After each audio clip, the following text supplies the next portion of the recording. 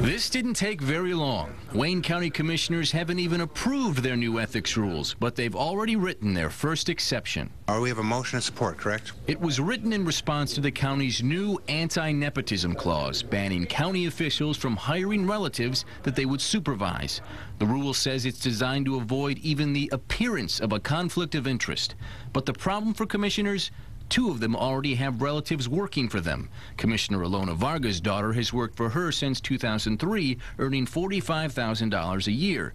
And Commissioner Martha Scott's granddaughter is on her payroll at $35,000 a year. So when commissioners realized they may already be in violation of their new rule, they decided to write up an exception. Commissioner Joan Gephardt introduced an amendment saying that county employees already hired by their relative could stay.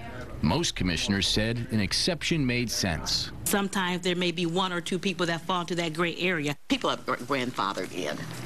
It's just a term that happens so that people are not harmed. It's just the right thing to do. But Commissioner Laura Cox disagreed. I don't understand why we would have a nepotism clause in our ethics ordinance but say, oh, well, if you're in here, we'll just keep you. The whole point of the ethics ordinance is to prohibit the activity of nepotism. Despite her objection, Cox was in the minority. The commission voted 13-2 to let family members stay on the payroll.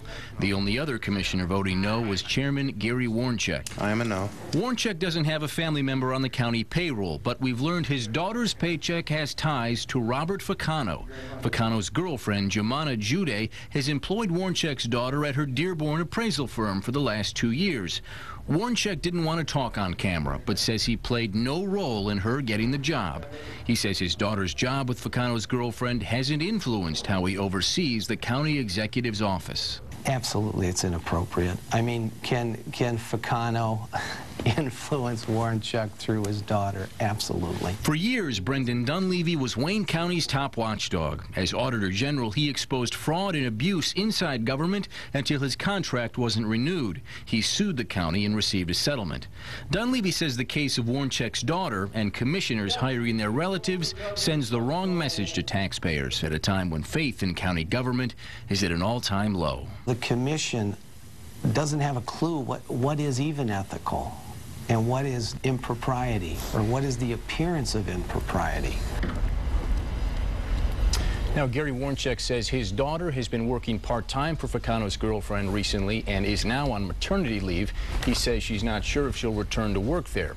Ilona Varga says her daughter is more than qualified for her position at the county, but critics say the real issue here is that anti-nepotism rules should apply to everyone regardless of when they were hired. We should add now that these rules aren't a done deal officially, at least until Thursday, when the commission formally has to vote on whether or not they want to proceed. All right. Thank you, Ross. Yeah.